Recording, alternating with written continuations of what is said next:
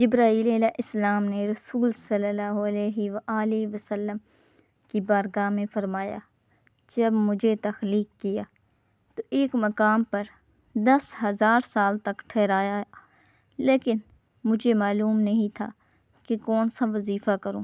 پھر مجھے پکارا گیا، جبرائیل۔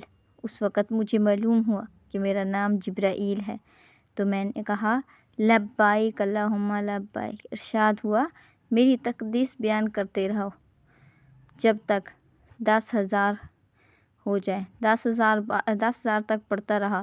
پھر اللہ تعالیٰ نے ارشاد فرمایا، میری بزرگی بیان کرو۔ میں نے 10,000 سال تک بزرگی بیان کی۔ پھر اللہ تعالیٰ نے ارشاد فرمایا، 10,000 سال تک میری حمد بجا لاؤ۔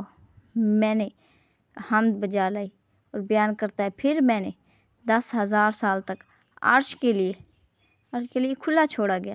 میں نے اس پر ایک سطر دیکھی۔ پھر مجھے کہا گیا کہ یہ کلمہ لا الہ الا اللہ محمد رسول اللہ ہے۔ میں نے عرض کیا، یا اللہ، محمد کون ہے؟ فرمایا، اے جبرائیل، اگر محمد صلی اللہ علیہ وآلہ وسلم کی تخلیق مقصود نہ ہوتی تو میں تجھے نہ بناتا۔ اگر وہ نہ ہوتا تو میں جنت، دوزخ، چاند، سورج کو پیدا نہ فرماتا۔ جبرائیل، میرے حبیب صلی اللہ علیہ وآلہ وسلم پر سلام پیش کر، اور 10,000 سال تک سلام پیش کرتا رہا۔